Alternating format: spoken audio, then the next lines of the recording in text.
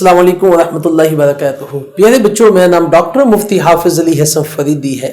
I welcome you all on the platform of digital academics provided by Moonlight International Publishers. پیارے بچوں، میں آپ کا گریڈ 5 اسلامیات کا ٹیچر. آج ہم پڑھ رہے ہیں چیپٹر نمبر 3 سیرت طیبہ خاتم النبیین صلی اللہ علیہ وآلہ وصحبہ وسلم، اور پوائنٹ نمبر 6 ہے میثاق مدینہ. SLO میثاق مدینہ کے تعارف سے آگاہ ہو سکیں. SLO میثاق مدینہ کی دفعات اور اہم پس منظر سے آگاہ ہو سکیں. پیارے بچوں، کیا آپ کو معلوم ہے کہ میثاق مدینہ کا کیا مطلب ہے؟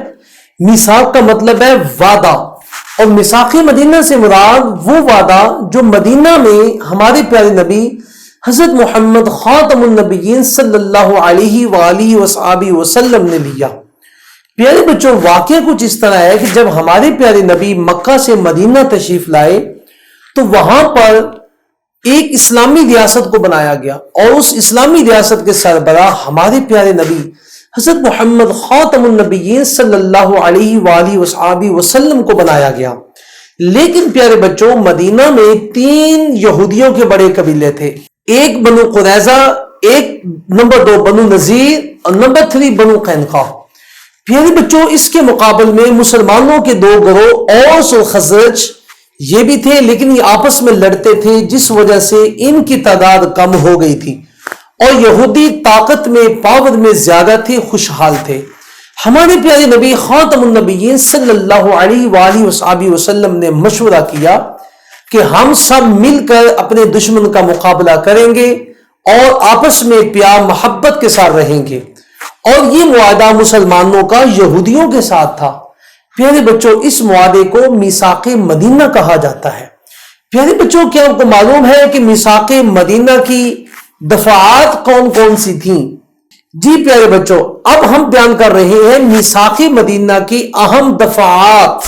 نمبر 1، مدینہ منورہ کے تمام لوگ آپس میں پیار محبت کے ساتھ رہیں گے، امن کے ساتھ رہیں گے، اور اس پیار محبت اور امن میں مدینہ کے تمام قبائل شریک ہوں گے. نمبر 2، کسی بیرونی دشمن کی صورت میں سب مل کر اپنے شہر کا دفاع کریں گے. نمبر 3، کوئی بھی شخص کسی پر ظلم نہیں کرے گا. پوائنٹ نمبر 4، میثاق مدینہ کے فریقین مدینہ میں کوئی فتنہ فساد قائم نہیں کریں گے. کوئی بھی فریق اپنے حلیف کی وجہ سے مجرم نہیں ٹھہرے گا، اور ہر فریق کو مذہبی آزادی حاصل ہوگی.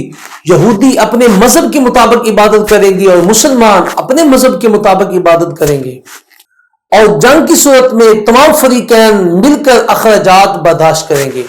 پیارے بچوں، آج کا ہمارا لیکچر ختم ہوا. اگلے لیکچر میں پھر ملیں گے. اپنا خیال رکھیے گا. اللہ حافظ.